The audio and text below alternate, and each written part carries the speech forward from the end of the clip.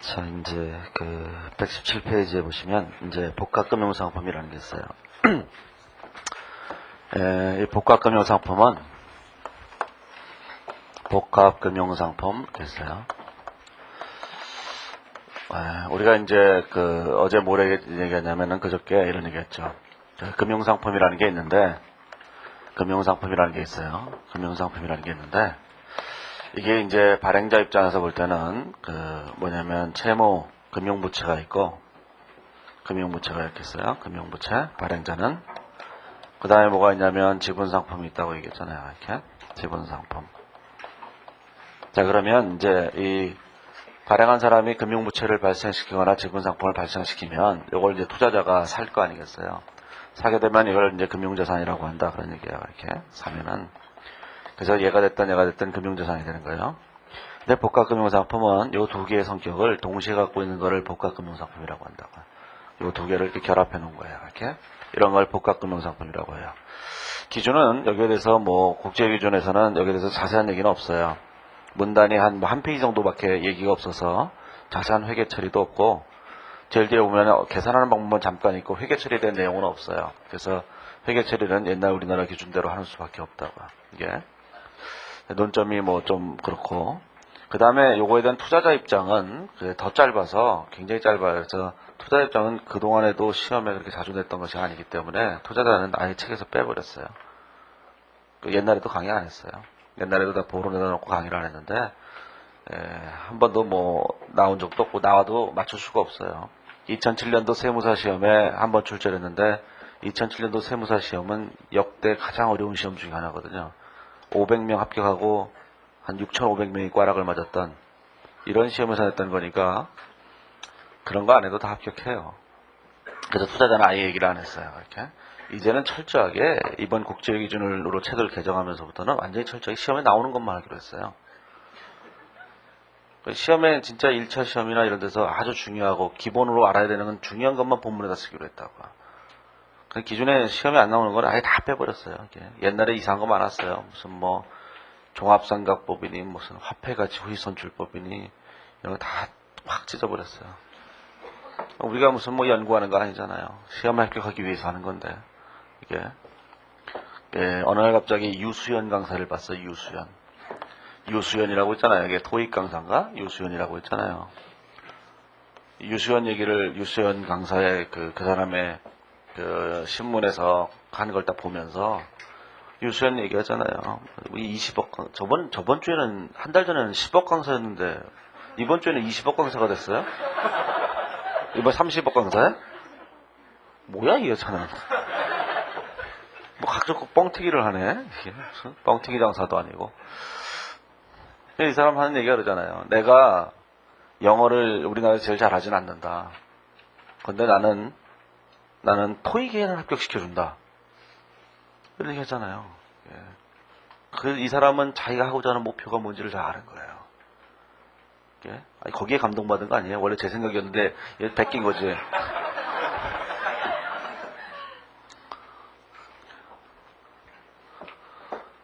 그래서 그런 거 다 없었어요. 시험에 나오는 것만 하면 돼요.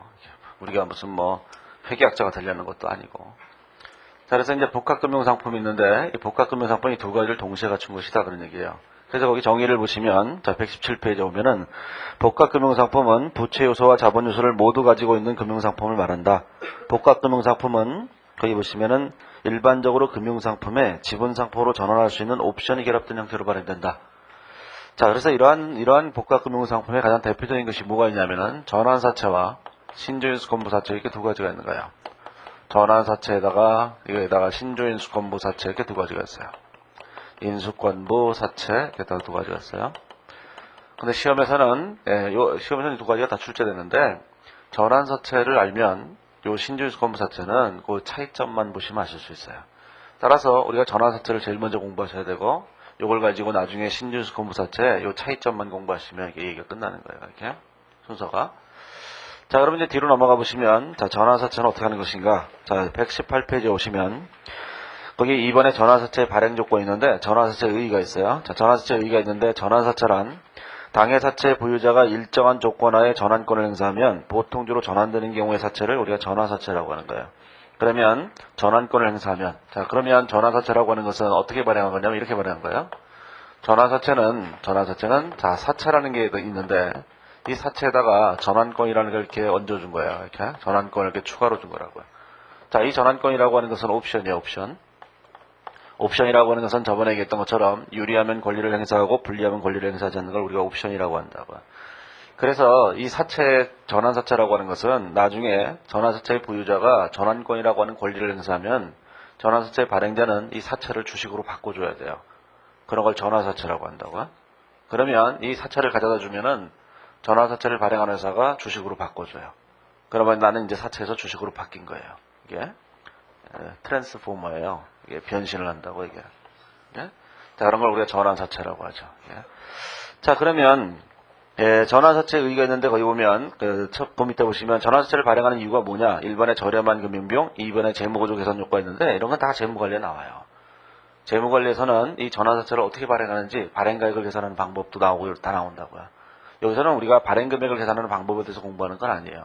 발행금액은 결정됐다고 할 때 그 다음 회계 처리를 우리가 어떻게 할 것인가 이걸 정하는 거라고요. 저번에 사채에서도 말씀을 드렸잖아요. 사채에서도 뭘 했냐면은 우리가 이 미래연금으로 이렇게 돼 있다고 할 때 얘를 시장해제를 하려면 발행금액이 된다고 얘기했잖아요. 자, 이게 발행금액을 계산하는 건 재무관리에서 하는 일이에요. 실제로 재무관리에 보면 채권의 평가이라고 나오거든요. 그러면 거기서는 이 채권을 시장이자를 할인하게 되면 발행금액이 된다 이런 얘기를 한다고요. 우리 재무회계에서 하는 일은 원래 이걸 하는 것이 아니라 이렇게 돈이 들어오면 이 들어온 돈과 이 미래연금으로의 현재 가치를 갖게 해주는 이자를 우리가 계산을 해서 IRR이라고 하는 유효이자를 계산해서 그걸 가지고 유효자율법을 적용하는 게 재무회계에서 하는 일이에요. 근데 수험생들은 맨날 이것만 해댔기 때문에 우리가 이걸 하는 줄 알아요. 실무에서 하는 일은 다 이 이자율 계산하는 게 우리가 할 일이라고 이게. 자, 어찌됐든 간에 이 발행금액을 계산하는 것은 재무관리에서 하는 것이다라는 게요. 그래서 이 사채에 대해서도 재무관리에서 나와요. 재무관리 경영시험에도 나오고 다 나온다고. 채권평가에 대해서. 자, 이 전환사채도 마찬가지로 그쪽에서 다 얘기를 해요. 그런데 이 강의를 하다가 갑자기 그쪽을 보고 오라 이러면 안 되잖아요. 예? 자, 그래서 이제 이 챕터하고 이 복합금융상품의 챕터하고 있는 다음 챕터하고 두 가지는 아주 재무관리하고 아주 밀접한 관계가 있어요. 나중에 재무관리를 또 공부하시고 나면 무슨 얘기인지 좀 더 많이 하시게 될 거예요. 그럼 118페이지에 오시면 이 전환사채를 발행하는 데는 발행조건이라는 게 있다. 그러는 게요. 발행조건이. 자, 이제 이렇게 생각을 해보세요. 예를 들어서 이렇게 됐다고 해보죠. 이렇게 되는 거예요. 이렇게. 자, 액면금액이 100원이고 자, 표시이자가 5원씩이에요. 5원씩 이렇게 돼 있다고 해보세요. 가정을. 자, 그러면 이러한 미래연금을 갖는 사채를 발행하기 위해서는 얘는 사채예요. 그냥. 자, 이러한 미래연금을 갖는 사채를 발행해요. 사채를. 자, 이러한 미래연금을 갖는 사채를 발행하게 되면 사채를 발행하면은 얼마에 발행할 수 있냐면 이날 현재 시장이자율이 10%라고 하면은 이걸 현재 가치로 평가해서 예를 들어서 한 90원에 발행할 수 있게 될 거예요. 이렇게. 90원에. 그러면 이제 이 사채는 90원에 발행할 수 있는 거죠. 자, 그런데 자, 이전에 생각을 해보세요. 첫 번째 이런 생각이죠. 이 사채를 발행한 사람은 발행자는 죽어도 90원에 발행하기 싫어요. 얼마에 발행하고 싶으냐면 자기는 죽어도 100원에 발행하겠다는 거예요. 이렇게. 액면금액에 발행하겠다는 거예요. 내가 뭐 아쉬운 게 있다고 할인 발행하냐는 거죠. 자, 그러면 어떻게 하면 돼요? 이자를 10%를 주면 되는 거예요. 그렇죠? 자, 두 번째 생각은 뭐냐면 이 발행자는 절대로 10% 이자는 주기 싫어요. 예? 자, 그럼 어떻게 하면 돼요? 90원에 발행하면 되는 거죠. 이렇게? 90원에 발행하기도 싫고 10%로 이자를 주기도 싫어요. 다 싫은 거예요. 아이씨, 자식은 뭐야 이게. 이런 인간들은 확 그런 과격한 게 있어야 말이죠. 혼내줘야 돼요. 이렇게. 아니 도대체 이것도 싫고 저것도 싫다는 거예요. 어린애 떼쓰듯이. 예? 우리 아이가 달라졌어요. 이런 프로를 보면 왜 나오잖아요. 이것도 싫고 저것도 싫고 다 싫다는 거예요. 이게. 그러면 투자자는 모르겠어요. 안 살 거 아니겠어요. 이자가 이거밖에 안 되는 걸 100원에 사라는 거예요. 100원에. 그럼 누가 미쳤다고 이걸 100원에 사겠어요. 아무도 안 산다고요. 그래서 여기에다가 전환권이라는 걸 하나 더 주는 거예요. 이렇게 보너스로. 이렇게 주는 거예요. 이렇게? 예를 들어서 가게가 이렇게 쭉 있다고 생각을 해보세요. 가게가. 어떤 무엇을 팔든지 간에 상관이 없어요. 신당동 떡볶이집이라고 생각해 보세요. 떡볶이집. 떡볶이집인데 마봉님 할머니 집이잖아요. 마할머니. 예? 이 마봉님 할머니 집에 있고 나머지 집들이 쫙 있잖아요. 여기는 한 세트로 2인분을 딱 시키면 10,000원을 받아요. 자, 다른 데는 8,000원을 받아요. 그럼 마봉님 할머니 집 가기 싫잖아요. 맛이 똑같다고 할 때. 맛이 똑같다고 가정을 해야 되죠, 일단. 다른 데 맛이 없어요. 그런데 똑같다고 가정할 때, 그럼 여기는 10,000원이고 여기는 8,000원이라고 하면 여기 안 갈 거 아니겠어요? 근데 마부님 할머니 지분에서는 계란 2개를 주는 거예요, 그렇게. 그러면, 계란 2개를 먹기 위해서, 거기 가도 아무런 차이가 없다고 생각하잖아요. 그쵸? 그래서 얘를 10,000원에 하게 된 거예요. 계란이 하나당 얼마짜리냐면 1,000원짜리예요. 이 계란은, 유정란이고, 축사해서 기르지 않은 것이고, 산에서 막 돌아다니는 토종닭이에요. 그 계란이라면 이게 많이 달라져요. 그래서 이 전환권을 주고서 100원에 발행하게 되면 투자자가 그걸로 만족하는 거예요. 그러면 뭐가 되겠어요? 이 사채 가치는 90원인데 이 전환권이라는 걸 줌으로써 이 전환권이 얼마 역할을 해요? 10원의 역할을 하는 거예요. 두 개를 합쳐서 이렇게 100원에 발행할 수 있게 된다. 그런 뜻이에요. 이렇게. 자, 그래서 전환사채는 일반적으로 일반 사채보다 이자율이 굉장히 낮음에도 불구하고 액면 발행할 수 있게 돼요. 이게 실무에서는 거의 대부분 다 액면 발행이에요. 이게. 자, 그러면 이렇게 됐다고 할 때, 자, 이제 사채의 발행 조건이 그 밑에 있죠. 자, 투자자가 곰곰이 생각해보니까, 투자자가 어떤 생각을 해봤냐면, 이런 생각을 해봤어요. 이 전환권이라고 하는 것은 뭐냐면, 나중에 권리를 행사하면 이 사채를 주식으로 바꿔줘요. 혹시라도 이 주가가 이 3년 기간에 걸쳐서 주가가 이렇게 폭등을 한다고 생각해보세요. 그러면 주식으로 전환해서 떼돈을 벌 수 있는 거예요. 예를 들어서 이 100원짜리에서 주식을 몇 주를 주냐면 주식을 10주를 주기로 했어요.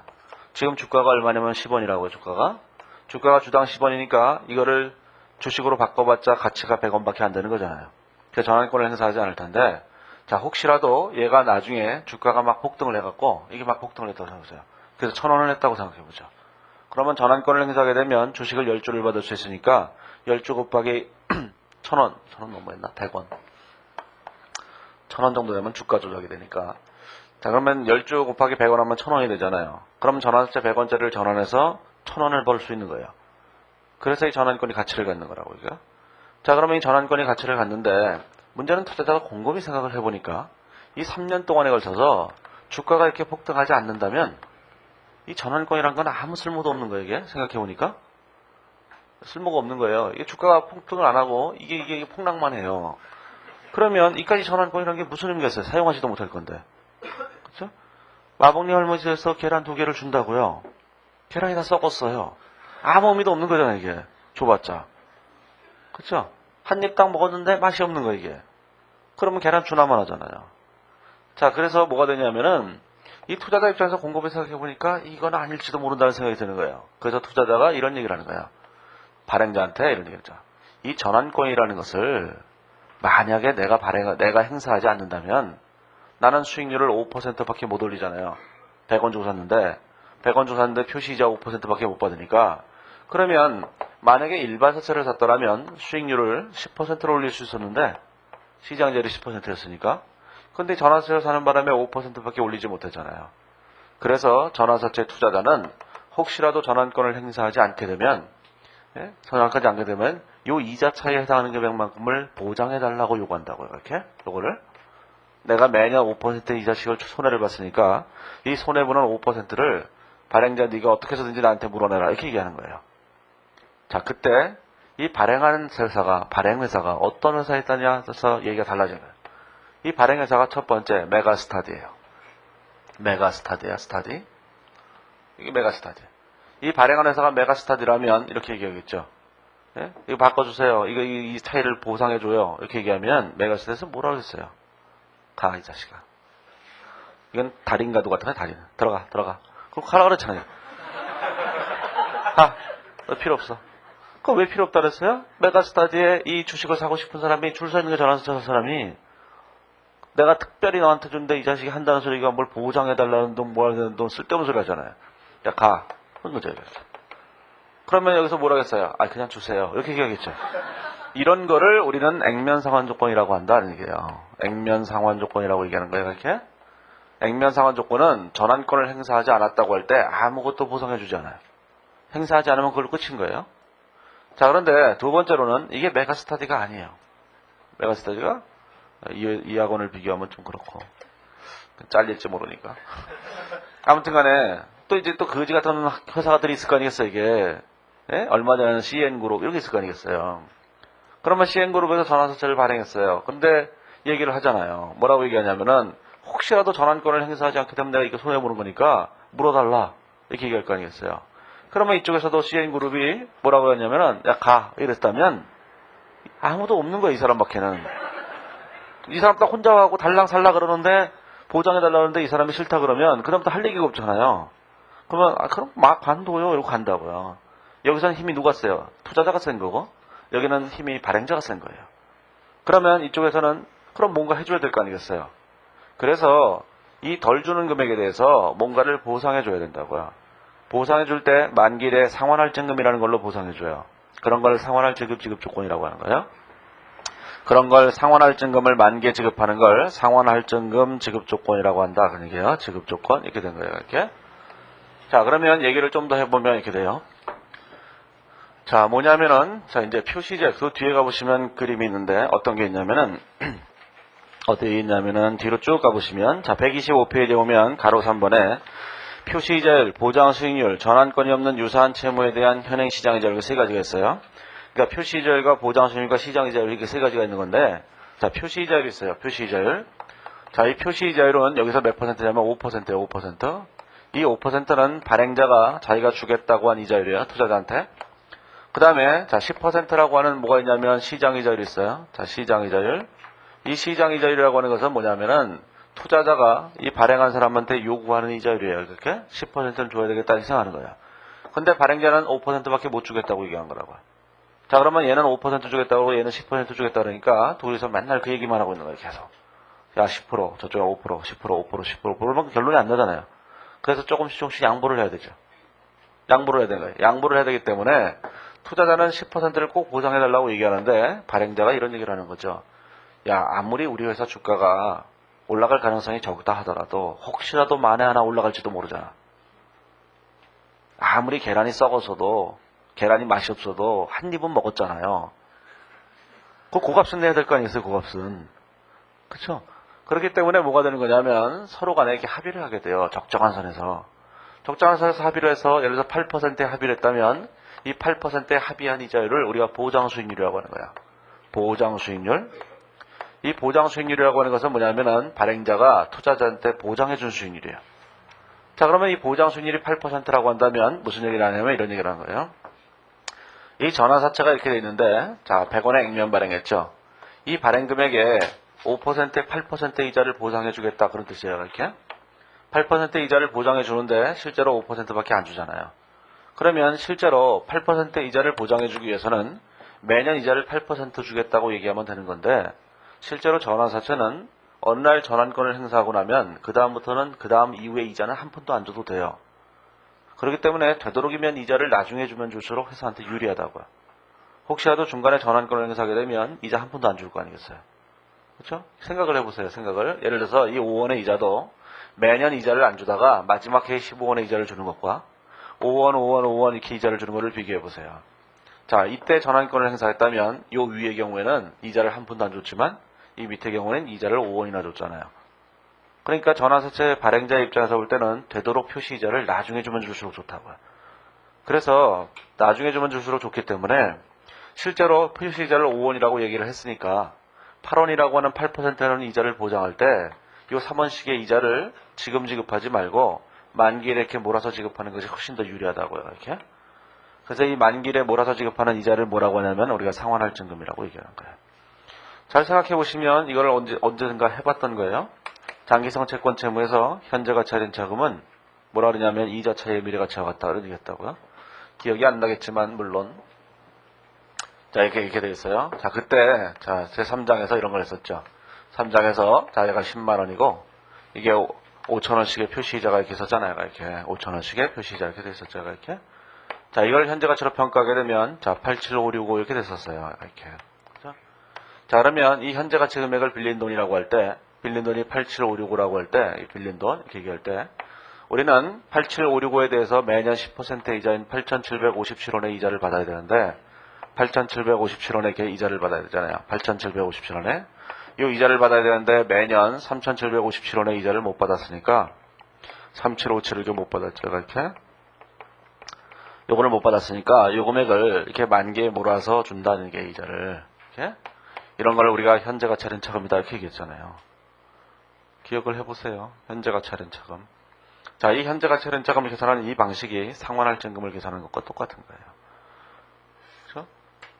여기서 얘기하는 거잖아요. 자, 요 이자 차이의 미래가치. 여기도 요 두 개의 이자 차이의 미래가치 이렇게 되는 거예요. 그래서 상환할증금이란 이렇게 이자 차이의 미래가치로 계산할 수 있어요. 그런 걸 우리가 상환할증금이라고 한다 그런 얘기죠. 그래서 이제 상환할증금이 뭐더라는 걸 이제 알았으니까, 자, 상환할증금을 지급하는 조건을 우리가 상환할지급 지급 조건, 상환할증금을 지급하지 않는 걸 액면상환 조건이라고 한다 그 얘기예요. 그러면 여기 있는 전환사채에도 액면상환 조건이 있고 상환할지급 지급 조건이 있어요. 여기는 신진수권부 사채에도 액면상환 조건이 있고 상환할지급 지급 조건이 있고 두 가지가 있는 거예요. 네? 자, 우리는 여기서 액면상환 조건은 상환할증금이 없는 경우니까 상환할증금이 있는 경우만 공부하면 얘는 자동적으로 할 수 있어요. 상환할증금이 없는 경우라고 보고 하면 되는 거니까. 그래서 우리에게 제일 중요한 건 상환할증금이 있는 전환사채다. 그러니까. 자, 그런데 이제 그 얘기를 계속 해보면, 125페이지에 오시면 그림 16- 얘기한 김에 얘기하면은, 125페이지에 그림 16-2를 보시면, 자, 이 표시이자율이 있고, 자, 이제 보장수익률이 있고, 또 뭐가 있냐면은 시장이자율이 있고, 이 세 가지가 있는 거잖아요. 요게 10%고, 이게 8%고, 요게 5%죠, 이렇게. 자, 이 현금 흐름이 이자율의 차이가 이렇게 구성이 되어 있어요. 그 다음에 이렇게 되는 경우도 있어요. 자, 이건 뭐냐면은 이 표시이자율과 보장수익률의 차이는 표시이자율과 다른 보장수익률을 보장해준다는 것은 상환할증금을 준다는 뜻이에요. 따라서 이 표시이자율과 보장수익률의 차이는 뭐가 되냐면은 이게 상환할증금으로 보상해줘요. 상환할증금. 만약에 상환할증금을 지급하지 않는다면 뭐가 되냐면 이 부동식이 성립하는 게 아니라 등식이 성립하는 거예요. 자, 그 다음에 요 금액과 요 금액의 차이. 보장수익률은 8%인데 실제로는 시장에서 10%를 부담해야 되는데 8%만큼밖에 보장을 안 해줬다고요. 그럼 2%만큼 이득을 받죠. 발행자가 2%를 이득을 본 이유가 뭐냐면은 전환권을 줬기 때문이에요. 따라서 이 차이가 뭐가 되냐면 전환권의 가치가 되는 거예요. 전환권의 부여로 보상해 주는 거예요. 이렇게. 자, 그러면 이 차이는 전환권의 가치고 이 차이는 상환할증금이에요. 이게 그러면 이게 상환할증금 지급 조건은 이렇게 되지만 액면상환 조건이라면 이 상환할증금이 0이 되는 거거든요. 그렇죠? 왜냐면 이게 같을 테니까 이게 5%가 될 거 아니겠어요. 이렇게 액면상환 조건은. 그런 액면상환 조건에서는 이 전체 금액이 다 뭐가 되냐면 전환권의 가치가 돼요. 이게 따라서 액면상환 조건인 경우에 전환권의 가치가 훨씬 더 큰 거예요. 왜 그렇겠어요? 줄 서 있거든요. 이 가치가 얼마나 크면 사람들이 여기서 줄을 섰겠어요. 이렇게. 여기는 전환권의 가치가 없으니까 아무도 줄을 안 서는 거예요. 전환권의 가치가 있으면 전환권의 가치가 있다는 얘기는 이 회사의 주가가 폭등할 가능성이 엄청나게 많다 이런 뜻이에요. 앞으로 회사가 좋은 회사고 전망도 좋기 때문에 전환권의 가치가 훨씬 더 큰 거예요. 예. 자, 그러면 이제 요 부동식을 생각하셔야 하는데 이것도 옛날에 세무사 2차 시험에 출제를 했었어요. 이 부동식이 성립하는 이유를 설명하라 했거든요. 예? 세무사 시험에서는 저렇게 어려운 문제 잘 안 내는데 세무사 시험에 출제를 했었어요. 그 부동식이 성립한다는 걸 나중에 주관식에서 꼭 아셔야 돼요. 객관식에서야 뭐 별로 중요한 게 아니고 이 챕터는 객관식에서 말로 하는 문제로 냈던 예가 없어요. 예? 딱 한 번 있긴 했는데 투자자 입장을 한 번 낸 적은 있는데 뭐 그런 건 뭐 아무도 못 푸는 이상한 문제니까. 그래서 전부 다 계산 문제만 내요. 그래서 이제 118페이지에 오면 우리가 이제 상환할증금 지급 조건과 액면상환 조건이 있다. 왜 상환할증금을 지급하는가 이걸 잘 생각해 보셔야 된다고요. 그럼 119페이지에 보시면 우리가 3번에 상환할증금을 어떻게 계산할 것인가 이제 계산을 해 보셔야 되는데 상환할증금에서 우리가 이제 보장수익률이라는 게 있어요. 보장수익률. 자, 보장수익률이라고 하는 것은 무조건 어떤 이자를 말하냐면은 거기 정의에 있는 것처럼 전환사채 액면금액과 119페이지에 있죠. 보장수익률은 전환사채 액면금액과 전환사채 미래연금으로의 현재 가치를 일치시키는 할인율을 우리가 보장수익률이라고 하는 거야. 자, 그러면 그게 보장수익률이라고 얘기한다는 얘기는 무슨 뜻이냐면 이런 뜻이에요. 자, 이제 이 미래연금이 이렇게 있다고 할 때, 미래연금이 이렇게 있어요. 이렇게 있다고 할 때, 이게 그 뒤에 있는 예제를 보고 생각을 해보세요. 예제를 보고 하는 게 더 좋을 것 같으니까. 어디 보시냐면 122페이지에 보시면 이렇게 돼 있어요. 예제 1번에 액면금액 100만원의 전환사채를 액면 발행했는데 표시이자율이 연 4%다 하는 얘기죠. 가로 2번에 보면 보장수익률이 8%다 이렇게 돼 있잖아요. 자, 그러면 자 100만원의 액면금액이 이렇게 돼 있고 자 매년 4%씩의 이자가 이렇게 돼 있는 거예요. 4만원씩의 이자가 이렇게 돼 있죠. 자, 그 다음에 상환할증금을 지급하는데 그 금액이 얼마인지 우리는 모르는 거예요. 이렇게. 지금 상환할증금을 계산하는 게 문제니까 상환할증금이 얼마인지 모르죠. 자, 그러면 요 미래연금의 현재 가치를 현재 가치로 평가했을 때 액면 금액이 되게 하는 이자율, 그거를 보장수익률이라고 한다. 그런 얘기예요. 이게 보장수익률이에요. 자, 이 보장수익률은 무조건 뭐가 되냐면은 액면 금액과 같게 해주는 이자율이에요. 따라서 이 보장수익률이 여기서 8%라고 얘기를 하니까 이걸 계산해 보시면 이렇게 계산할 수 있어요. 자, 이제 여기서 8%가 됐으니까 이걸 계산해 보시면 이렇게 되죠. 자, 100만원 플러스 X라고 하는 금액을 더하고, 자, 요거 두 개를 더해 보세요. 이게 연금이 아니니까. 여기다가, 자, 8%, 자, 3기간 현가 개수를 이렇게 곱하고, 자, 여기다가, 자, 4만원 곱하기 8% 3기간 연금 현가 개수를 이렇게 곱하게 되면, 요게 100만원이 된다는 얘기야, 무조건. 자, 이럴 때 X를 계산하면 상환할증금 금액이 얼마인지 계산돼 나올 거예요. 이렇게. 자, 하지만 이렇게 계산하게 되면 계산이 복잡해서 계산이 귀찮고 시간이 오래 걸려요. 그래서 사람들은 이거 말고 다른 방법을 사용하는데 이런 방법을 사용하죠. 좀 아까 얘기했던 것처럼 자, 이런 논리로 생각하는 거예요. 자, 보장수익률이 8%니까 액면 발행됐다 그런 얘기죠. 자, 그런데 만약에 미래연금이 이렇게 되었다 하더라도 자, 액면 금액이 100만원이고 표시이자를 매년 8만원씩으로 표시이자만큼의 보장수익률을 이렇게 줬다면 예? 보장수익률만큼의 표시이자를 줬다고 한다면 자, 요 금액을 현재가치로 평가하게 되면 8%로 현재가치 평가하게 되면 이게 100만원이 될 거예요. 이렇게. 그렇죠? 자, 그러면 요 위에가 또 100만원이고 밑에도 100만원이 현재가치 금액이에요. 그러면 요 미래연금과 요 미래연금의 차이를 계산하면 차이를 계산할 거 아니겠어요? 요 차이를 먼저 계산해요. 그러면 이렇게 되겠죠. 4만원, 자, 4만원, 이게 4만원 마이너스 X 이렇게 계산될 거예요. 이렇게. 이렇게. 자, 계산되잖아요. 얘하고 얘는 사라져버리고 없어져버리고 8만원에서 4만원 빼면 4만원씩 생기고 요 금액은 그러니까 마이너스 X가 되잖아요. 그러면 이 금액의 현재 가치가 100만원, 이 금액의 현재 가치가 100만원이라면 두 금액의 차이의 현재 가치는 0이 될 거예요. 이렇게. 그렇잖아요. 자, 그러면 요 두 금액의 차이의 현재 가치가 0이라면 요 금액의 미래 가치도 역시 0일 거예요. 현재 가치도 0이고 미래 가치도 0이고 다 같이 돼요. 그렇다면 여기서 X라는 것만 마이너스니까 우리가 여기 있는 요 4만원이라는 금액을 미래 가치로 보내면 그게 상환할증금이 된다는 뜻이에요. 따라 상환할증금은 언제나 이자 차이의 미래 가치가 돼요. 어떤 이자 차이냐면 좀 아까 얘기했던 이 보장수익률과 표시이자율의 이자 차이가 존재할 거예요. 그 이자 차이의 미래 가치예요. 그래서 거기 보시면 이자 차이가 어떻게 계산되냐면 8만원과 4만원의 차이를 계산하면 4만원이죠. 그러면 이 3년 동안 이렇게 돼 있다고 할 때, 자, 3년 동안 이렇게 돼 있어요. 그럼 이게 4만원이고, 자, 이게 4만원이고, 이게 4만원이고, 이렇게 되죠. 이자 차이를 계산해 보시면, 표시이자가 아니에요. 보장수익률과 표시이자율의 차이예요. 그 차이를 계산하면 이 차이를 미래가치로 계산하면 되죠. 이렇게. 요 금액을 이렇게 미래가치로 계산하면 돼요. 이렇게. 그러면 이게 상환할증금 이렇게 계산되는 거예요. 거기 보시면 답이 얼마냐면 129,856원 이렇게 계산된 거죠. 이게 상환할증금인 거예요. 자, 그러면 이걸 계산할 때 이렇게 계산하셔야 돼요. 자, 이제 여기 그림을 그려놓고 생각을 했지만, 자, 이걸 계산할 때 이렇게 계산할 수 있어요. 자, 100만원이라는 금액에다가 이걸 곱하는 거예요. 곱하기. 자, 8%하고, 자, 4%의 이자 차이를 계산해요. 보장수익률과 표시이자율과 이자 차이를 계산한다는 얘기예요. 그러면 이 금액이 매 회계연도의 현금흐름이에요. 이 금액을 미래가치로 보내는데, 자, 미래가치 계수란 1 플러스 이자율의 n승 이렇게 되는 거잖아요. 그렇죠? 이렇게. 그러니까 미래가치를 계산하게 되면 미래가치를 계산하시면 되죠. 자, 그러면 요 마지막 금액은 이 자체가 미래가치예요. 이 자체가 미래가치이기 때문에 그냥 1 이렇게 하면 되는 거예요. 그 금액 자체가 그거니까.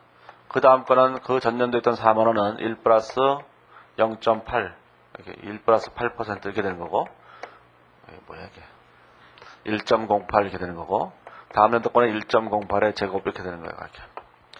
자, 여기서 이제 우리가 하셔야 될 거는 뭐냐면은 우리가 3기간이다 이렇게 얘기하면 우리는 3기간을 이렇게 현재가치 평가하는 것에 굉장히 익숙해져 있기 때문에 3기간 그러면 사람들이 이걸 쓸 때 다 이렇게 써요. 1.08 플러스 1.08의 미래가치로 계산한다 그러면 다 이렇게 쓴다고요. 이렇게 써요.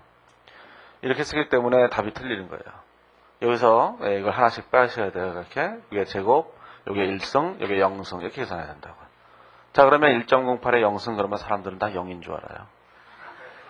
네? 제가 옛날에 경북대학교 특강을 갔을 때 아주 오래전 10년 전쯤에 갔을 때 다 0이 이걸 하면 다 0이라고 해요. 그러면 앞에서 둘이서 남자 둘이서 앉아갖고 너 그랬잖아. 맞아 내가 그래. 이러면서 둘이서 얘기하고 있는 거예요.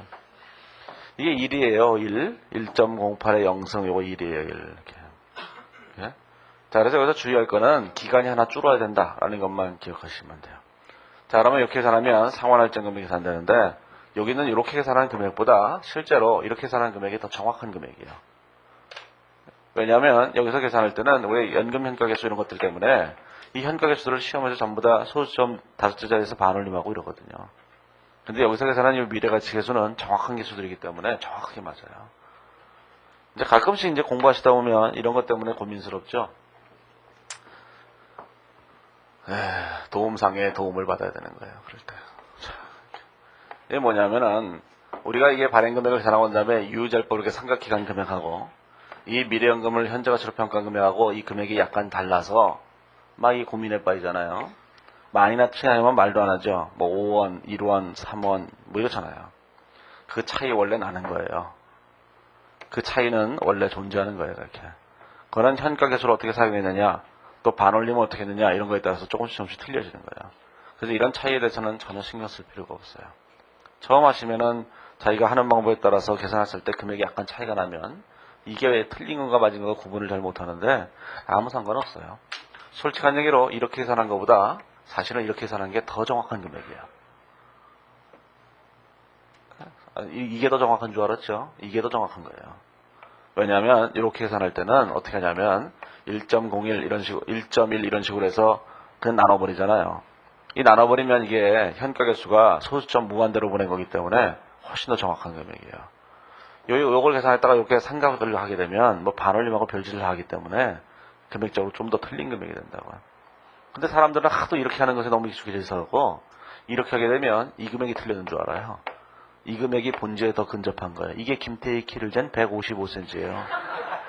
이게 인터넷에 나오는 165cm죠. 이렇게. 네? 그거예요. 그러니까 이거 하시다가 이거 고민하시는 분들도 있을 거예요. 혼자서.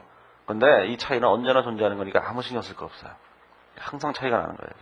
차이가 안 나면 그게 또 이상해요. 그게? 그래서 금액적으로 몇 원씩 차이 나는 건 늘 있는 거예요. 가끔씩 하다 보면 뭐 현가계수의 차이 때문에 가끔 뭐 한 몇십 원도 차이 나는 경우도 있어요. 가끔은. 예, 그러니까 그런 차이에 대해서는 신경 쓸 필요 없어요. 자, 그래서 이렇게 계산하는 걸 우리가 상환할증금이라고 한다. 이자 차이의 미래가치로 계산한다라는 거죠. 자, 이때 주의할 얘기가 딱 두 가지가 있어요. 이 상환할증금을 계산할 때 우리는 이자 차이의 미래가치로 계산한다 그랬잖아요. 주의할 게 딱 두 가지가 있는데 이 주의할 것을 제가 얘기하지 않아도 당연히 뭐 주의를 못하기 때문에 틀리고 주의를 하라고 얘기해도 틀리긴 마찬가지예요. 근데 주의를 하라면 몇 번 하다 보면 이제 안 틀리게 돼요. 자, 첫 번째 생각은 뭐냐면은 이걸 미래가치로 보냈잖아요. 미래가치로 보낼 때 반드시 보장수익률을 사용해야 돼요. 보장수익률 보내야 된다는 얘기예요. 보장수익률. 이 보장수익률로 할인율로 사용해야 되는 거예요. 개수로. 절대로 시장이자를 사용하면 안 돼요. 이 문제는 그렇지만 다른 문제들을 보면 시장이자율이 자료가 나오거든요. 이렇게. 문제에 보면 항상 보장수익률 몇 퍼센트, 시장이자율 몇 퍼센트 이렇게 나오기 때문에 시장이자를 사용하면 절대로 안 된다는 거예요. 무조건 상환할증금을 계산할 때는 무조건 보장수익률을 사용하셔야 돼요. 자, 두 번째로는 뭐냐면은 전환세차를 발행할 때 액면 발행하기도 하지만 할증 발행하기도 하고 할인 발행하기도 해요. 이렇게. 예전에 어떤 수험생이 제게 와서 할증 발행과 할인 발행을 뭐하러 하냐 이렇게 얘기하는 사람이 있었어요. 액면 발행만 하면 되지. 시험에 나와요. 예? 시험에 나온다고 그랬는데도 믿지를 않는 거예요. 왜냐하면 객관식에서는 한 번도 낸 적이 없으니까. 그런데 올해 2009년도 시험에 이걸 출제했죠. 할증 발행인가 할인 발행을 출제했죠. 시험에 내요. 옛날엔 주관식에서 냈었고 할인과 할증도 하셔야 돼요. 자, 여기서 중요한 얘기는 뒤에 할 거니까 액면 발행, 할증 발행, 할인 발행에 관계없어요. 그러니까 이것이 액면 발행했다고 하든 할인 발행했다고 하든 할증 발행했다고 하든 다 똑같은 거예요. 그러니까 만약에 이 문제에서 만약에 액면 발행 100만 원에 액면 발행했다 그렇게 나오죠? 거기 보시면 자 122페이지 온 재료에 100만 원의 전환세를 액면 발행했다 이렇게 나오잖아요. 그걸 액면 발행했다고 안 써주고 할인 발행했다 그래도 답은 똑같은 거예요. 할증 발행했다 그래도 답이 똑같아요. 할인 발행, 할증 발행, 액면 발행하고는 전혀 무관한 거예요. 상환할증금은 언제나 이렇게 계산하는 거예요. 예? 액면 발행하든 할증 발행하든 할인 발행하든 이거 구분할 필요 없어요. 예? 자, 그래서 그렇게 계산을 한 거예요. 자, 그런데 거기 보시면 이제 120페이지로 다시 들어가 보시면 120페이지에서는 자, 이렇게 되어 있죠. 파란색 글씨로 되어 있는 걸 보시면 제일 마지막 문단에 상환할증금은 보장수익률과 표시이자의 차이에 해당하는 이자를 만기일에 일시 지급한 금액이다. 보장수익률 계산한 미래가치 금액이다. 이렇게 되어 있죠. 자, 보장수익률 계산한 미래가치라는 거 생각하셔야 돼요. 자, 121페이지에 보시면 그래서 그 위에 제일 위에 그림을 보시면 보장수익률에 대한 이자와 표시이자에 대한 이자를 계산해 놓고 그 이자 차이를 먼저 계산했죠. 그 이자 차이를 미래가치로 계산하면 상환할증금이 되는데 보장수익률을 사용해야만 한다. 이게 얘기가 되어 있는 거예요.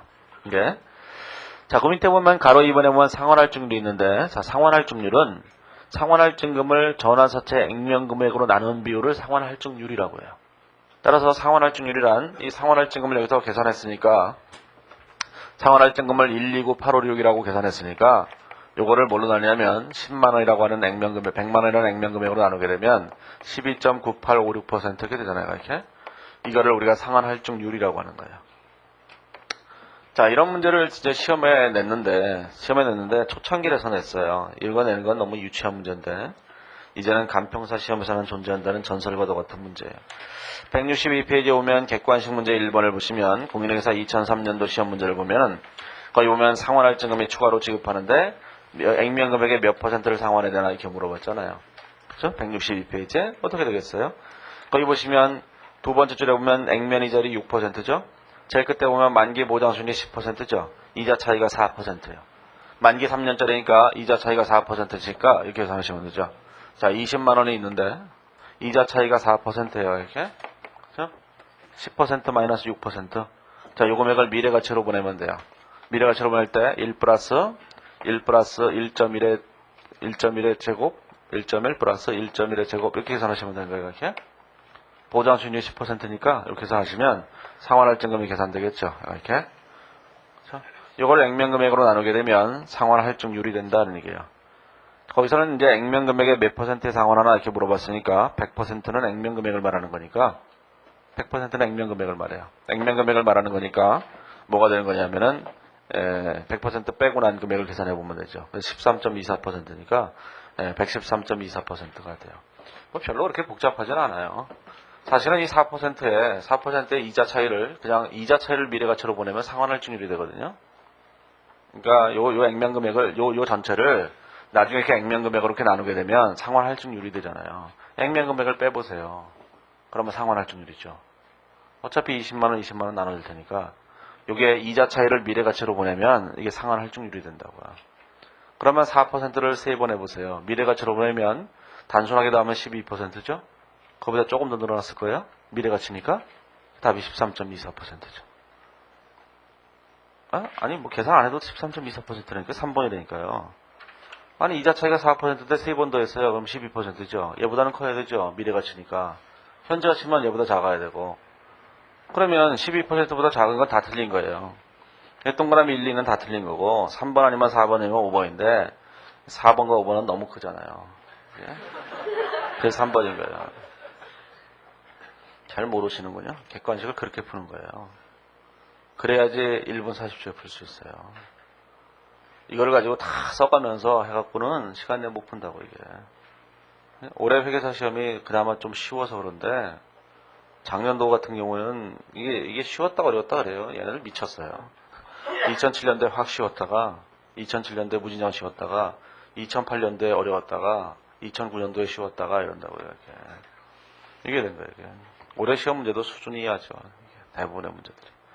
딱 보면 답이 보여요. 1초에 그냥 보여요. 찍어도 한 50점 맞겠어요. 제가 실제로 이 학원에 보면 학원에 이게 있어요. 이거. 학원에 그 테스트 해보라고 기출문제 이렇게 해놓은 거 있더라고요. 어느 날 발견했어요. 어느 날 발견했는데 심심해서 한번 찍어봤어요. 회계학을 이렇게 찍어봤어요. 아니 답을 안 보고 그냥 OMR 카드로 가서 그냥 직접 찍어봤다고요. OMR 카드로 가서 그냥 신이시여 이러면서 찍어봤어요. 그 40 몇 점 맞는 거예요. 40 몇 점. 그래서 야 이거 되네. 그래서 경영학을 해봤어요. 경영학을 했더니만 10 몇 점을 맞다고요. 그래서 저는 그래서 알게 됐죠. 찍는 것은 재무회계에서만 된다는 걸. 경영학 보니까 안 되잖아요. 회계학에서만 돼요. 회계학에서는 고도의 그 심리전으로 출제자와 이 심리 싸움에서 이길 수 있어요. 그건 답이 보여요. 그 출제자의 마음이 다 보여요. 이 자식은 답을 3번이라고 했구나. 아유, 네 마음을 알겠다. 3번.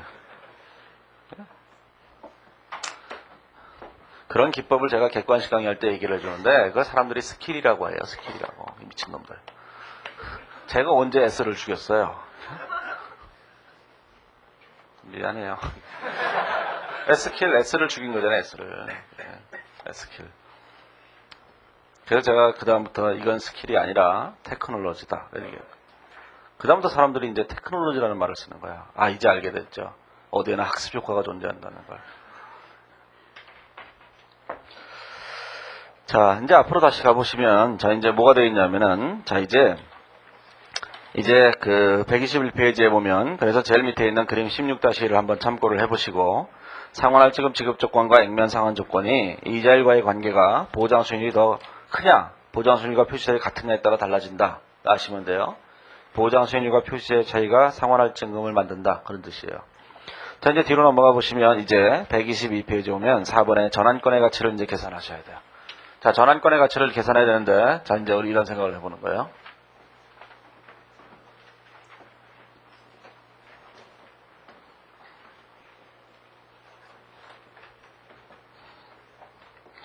자, 이제 전환권의 가치를 계산하는데, 자, 우리가 이제 전환사채라고 하는 것은 이렇게 되는 거예요. 자, 사채의 가치와 여기다가 전환권이라는 걸 이렇게 더해서 이렇게 발행한 것이다. 그런 얘기예요. 근데 이제 저번에 그 상권 제일 마지막에 전환 우선주에 대해서 잠깐 얘기했었다고요. 전환 우선주도 복합금융상품이죠. 말하자면 전환 우선주도 뭐 복합금융상품인지 잘 모르겠어요. 자, 여기가 뭐예요? 우선주에다가 전환권을 이렇게 더한 거예요. 이렇게 전환권을 이렇게 더한 거라고요. 이렇게. 자, 그런데 전환 우선주인 경우에는 이 우선주가 지분 상품이에요. 이게 자본이라고 자본. 근데 이 전환권은 주식을 살 수 있는 권리예요. 그래서 얘도 자본인 거예요, 얘가 이렇게. 따라서 전환 우선주에서는 얘도 자본이고 얘도 자본이니까 구분해봤자 별 의미가 없는 거예요. 구분해봤자 얘도 자본으로 표시될 테고 얘도 자본으로 표시될 거 아니겠어요. 그렇죠? 그러니까 구분의 실익이 전혀 없어요. 그래서 구분하지 않는 거예요. 그래서 전환권 가치 무인식법을 사용하는 거예요. 인식하지 않겠다는 얘기죠. 이걸 인식하지 않고 전체를 다 우선주의 가치로 보겠다. 그런 뜻이에요. 그런데 전환사채에서는 얘는 부채고 얘는 자본이에요. 자본. 그러니까 전환권의 가치를 인식하나 인식하지 않냐에 따라서 뭐가 달라지냐면 부채 비율도 달라지고 많이 달라지잖아요. 따라서 이 경우에는 전환권의 가치를 계산할 건가 말 건가가 굉장히 중요하다고. 자, 그래서 이 전환권의 가치를 인식할 것인지 여부에 따라서 이제 결정을 해야 되는데 이걸 인식하자는 주장과 인식하지 말자는 주장이 팽팽히 대립돼 왔어요. 그래서 123페이지에 오시면 제일 밑에 거기 박스를 보시면 박스에 전환사채 발행 금액은 일반 사채의 가치인 부채 요소에 전환권의 가치인 자본 요소를 더한 것으로 이루어져 있는데 그 밑에 연구해보면 전환권 가치 인식법과 전환권 가치 무인식법의 논리가 있어요. 우리가 전환권 가치를 인식하지 않는 방법을 뭐라고 하냐면 부채법이라고 한다고요. 예? 그래서 이것은 예전부터 우리나라에서 회계 처리가 굉장히 오랫동안 바뀌어왔어요. 굉장히 오랫동안 바뀌어와서 무진장 논란이 되어왔던 거거든요. 아주 세월이 흐른 후에 1990년 3월 29일 1990년 3월 29일 자 96년 3월 30일 이런 개정들이 있었어요. 이렇게 3월 30일 이게 그 다음에 언제 있었냐면 98년이었나 하도 뭐 자주 개정돼서 그 다음에 이게 2002년 2월 22일인가 이게 개정이 있었다고요. 이렇게 날짜까지 다 쓰는 거 보니까 정확해 보이잖아요. 날짜는 대충 쓴 거예요. 누가 알아요? 아무도 모르는데. 자, 90년 3월 29일 날 기준이 개정됐는데, 자, 액면 상환 조건과 상환할 지급 조건 이게 두 가지가 있었어요. 두 가지가 있는데 1990년 이전에는 이 두 개에 대해서 기준 자체, 언급 자체가 아예 없어요. 자, 그 시절에 합격한 사람으로서 아는 게 없었다는 거죠. 그 전에는 뭐 중급회계 학원은 쓰레기통에 확 갖다 버리면 그때 중급회계 책이 되는 거예요. 이게 그때 중급회계 책은 이 정도 두께밖에 안 돼요, 실제로. 책 두께가. 그래서 이제 그거를 커버하기 위해서 하드 커버로 만들죠, 책들을. 두꺼워지라고. 그리고 어려워 보이려고 전부 다 한자로 써놔요. 회계원리책에 전부, 회계원리책부터 한자예요, 전부 다. 한글이 없어요. 한글이 없어서 분계도 이렇게 돼 있어요. 분계도 차 이렇게 돼 있어요. 여기다가 대손상격비 이렇게 돼 있어요. 이렇게 돼 있어요, 전부 다. 대손 상자가 상자가 이게 아닌데? 이게 아닌데? 상각비 이게 있었어요. 이렇게 그 다음에 이렇게 다. 예. 그래서 제 후배 놈 중에 한 놈은 지금 무슨 회사 상문가 전문가 이래요. 그 자식이 한자를 하나도 몰라요. 예? 걔 얘기를 하면 또 걔가 저보다 1년 후배거든요. 1년 후배인데 이게 조그만한데 걔 키가 한 요만해요. 아주 조그매요. 조그만데 후배랍시고 들어왔어요. 후배랍시고 딱 들어왔는데 3월 2일 날 3월 2일이었어요. 3월 2일 날 월요일이었어요. 월요일 날 제가 이제 2학년 때였죠. 걔는 1학년이고 3월 2일 날 월요일인데 월요일 날 아침에 로비에 딱 와 있는 거예요. 아침 8시에 내가 나갔는데 8시에 학교 거기 로비에 있는 거예요. 각 학교마다 로비 있잖아요. 로비. 거기서 로비 하잖아요. 사람들이 서로. 네.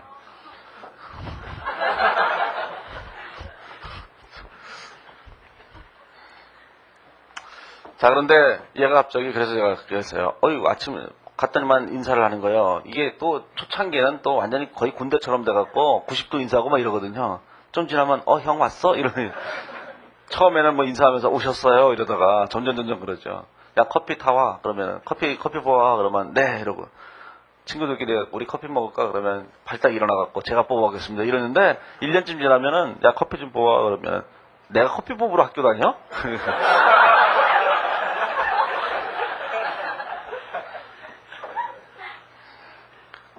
직접 빼다 먹어. 이 나이가 조금씩 들면은 이게 학년이 1년, 2년, 뭐 선후배, 3년 선후배 사이는 다 친구가 돼요.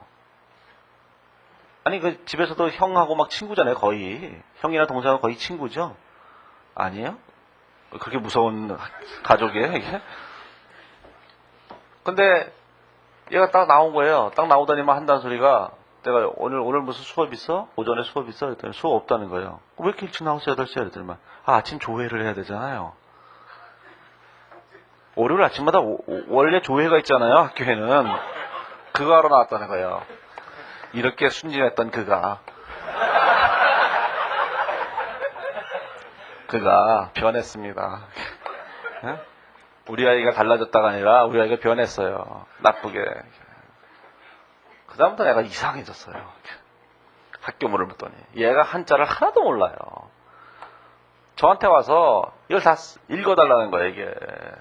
그러니까 얘는 공부를 못한 이유가 딱 하나예요. 한자를 못 읽어서 공부를 할 수가 없는 거예요. 한자를 못 읽어서.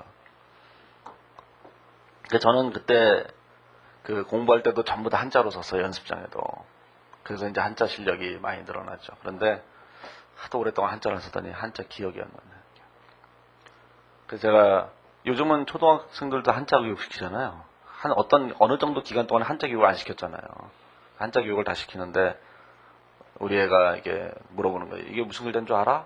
그래서 이게 한자를 보여주면서 초등학생인데 무슨 글자인 줄 알아? 그러면 이거 뭐잖아. 이게 읽어주니까 어떻게 알았지?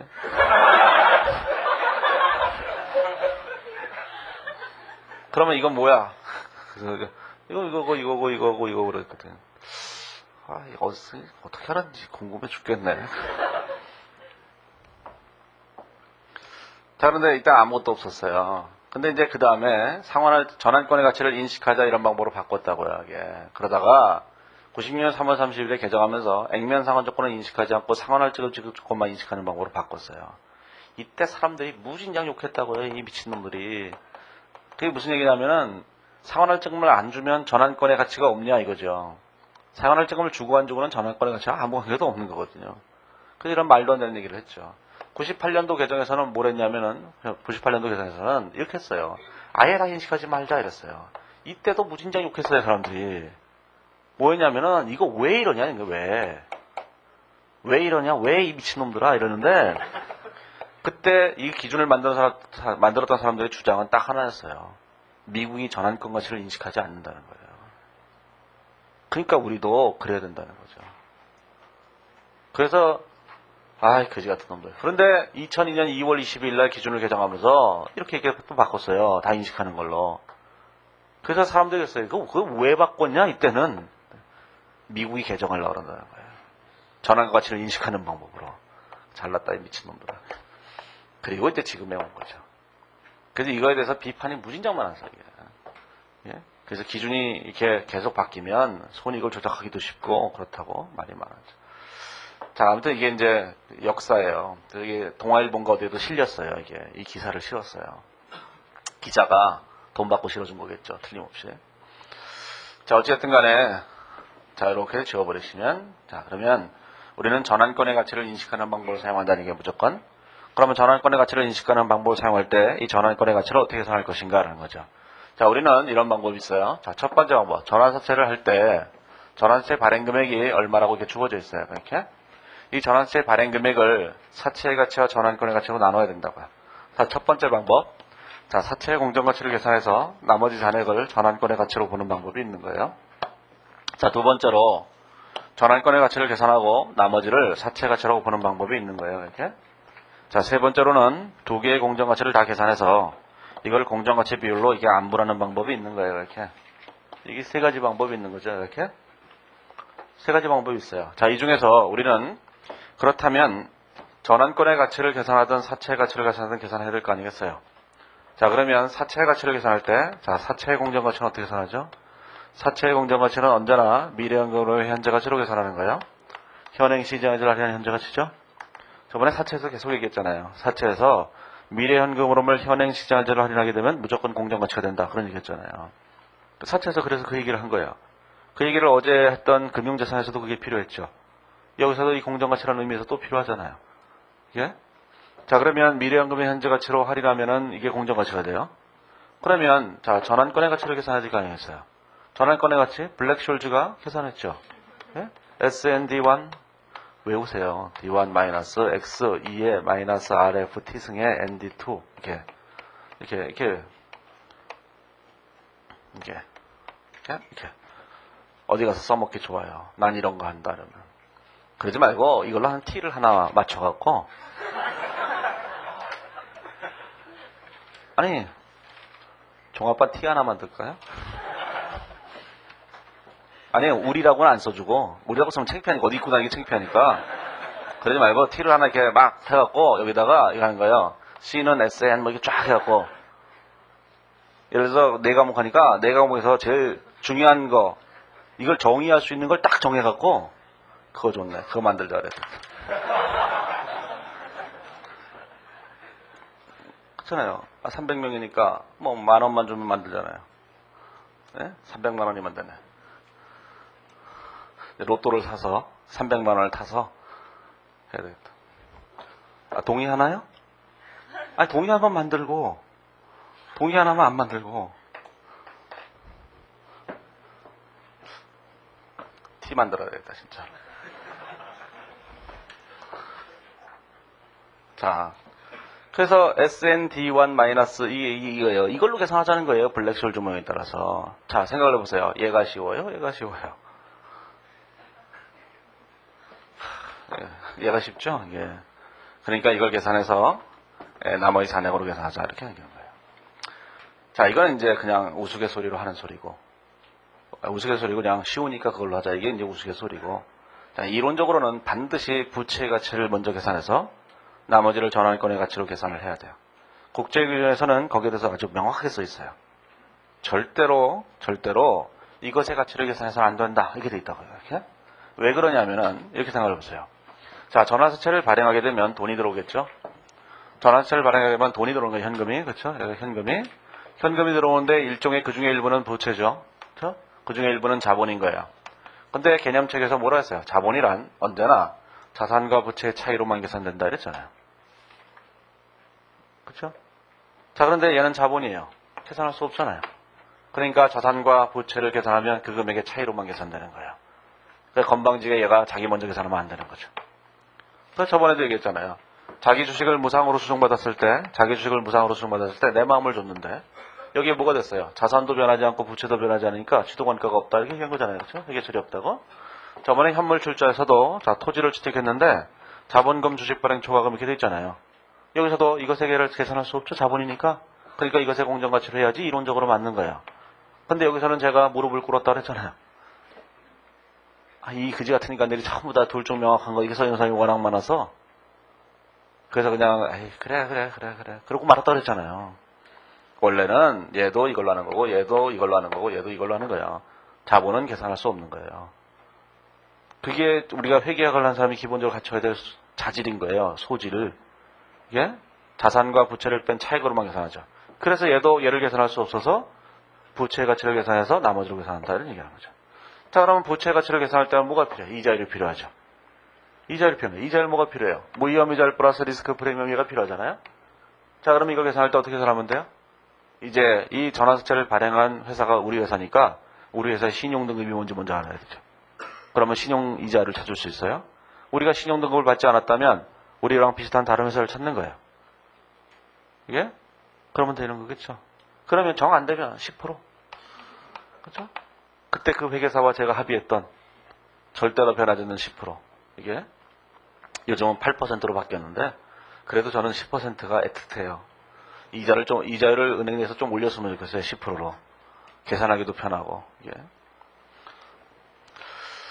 자, 그래서 이제 그렇게 계산한다는 거예요. 자, 그러면 자 이제 사채 가치를 계산하면 되는데 사채 가치. 그래서 거기 123페이지에 보시면 가로 2번에 보면 전환권 가치의 산정을 보시면 파란색 글씨로 최초 인식 시점에서 부채 요소의 공정 가치는 계약상 정해진 미래연금 흐름을 전환권이 없는 채무 상품에 적용되는 그 시점의 시장이자율로 할인하는 가치다.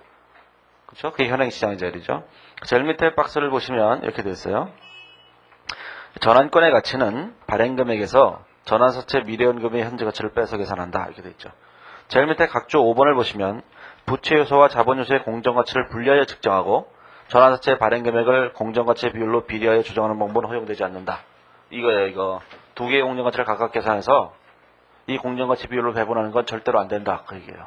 이게 그 뒤에 보시면 그 이유를 써놨어요. 연구. 왜 전환권 가치를 산정할 때 상대적 공정가치법을 사용할 수 없나? 이거예요. 공정가치 두 개를 계산해서 공정가치 비율로 배분하는 방법을 왜 사용할 수 없나? 저 같으면 낼 거예요. 시험에. 주관식에서 낼 거라고. 왜? 뭐라고 써야 돼요? 자본의 가치는 언제나 자산과 부채 차익으로만 계산되기 때문에 그래서 그런 것이다. 이런 얘기가 거기 쓰여져 있어요. 이게. 자, 그러면 이 예제 2번을 보시면 이제 전환권의 가치를 계산해야 되는데 124페이지에 보시면 거기 가로 1번에 보면은 100만 원에 3년 만기 전환사채를 액면 발행했는데 보장 수익률이 7%고 가로 2번에 보면 표시 이자율이 4%, 시장 이자율이 10% 이렇게 돼 있죠. 그러면 자, 표시 이자율과 보장 수익률의 차이가 뭐야? 이자 차이의 미래 가치가 상환할증금이잖아요.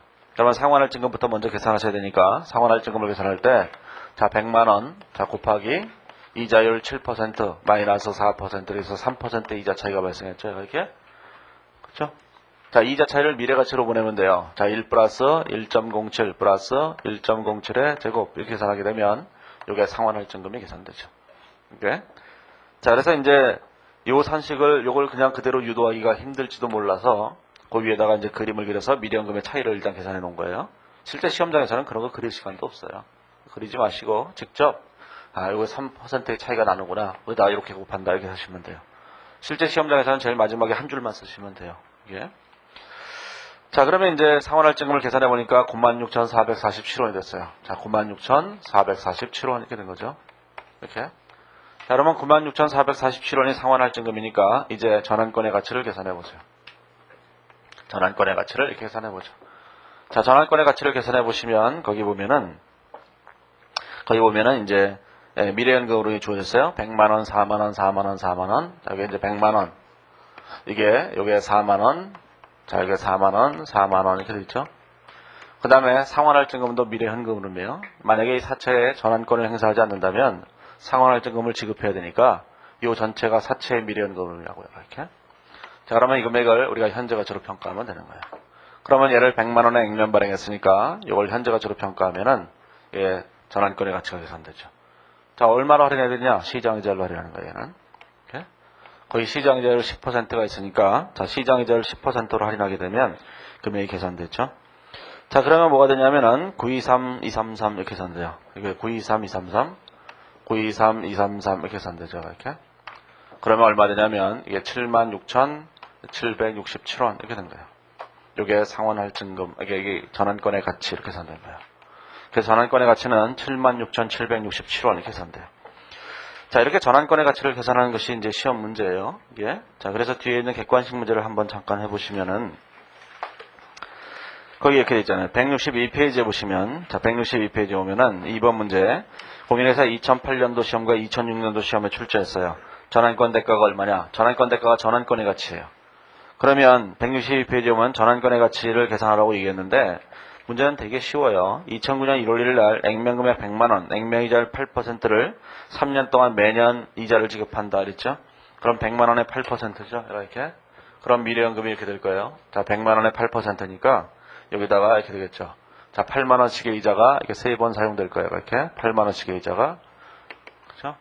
그 다음에 제일 마지막에 상환할증금이 얼마냐면은 거의 2번에 보시면 세 번째 줄에 66,216원. 66,216원의 상환할증금이 있어요. 자, 그러면 요 금액에, 자, 현재 가치로 이렇게 평가를 해야 되죠. 이렇게. 현재 가치로 평가를 하셔야 돼요. 자, 그러면 이걸 현재 가치로 평가를 하게 되면, 예, 액면금액 100만원에 발행했으니까, 요 계산하면 이게 전환권의 가치 이렇게 계산되는 거예요. 참 쉽죠? 쉽잖아요. 이게 기출문제잖아요. 아주 유치하잖아요. 그러니까 미래연금만 정확하게 계산하는데 여기서는 상환할증금까지 주니까 너무 쉽잖아요. 상환할증금만 안 주면 우리가 얘를 계산해야 되겠죠. 이렇게. 그렇죠?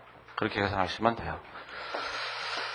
자, 이제 그 뒤로 가보시면 이제 뭘 해야 되냐면은 저걸 해야 되는데 이제 전환세 발행에 대해서 얘기를 하는데 자, 이 얘기를 하면 이제 좀 긴 얘기가 돼서 잠시 쉬었다가 쭉 얘기를 하죠.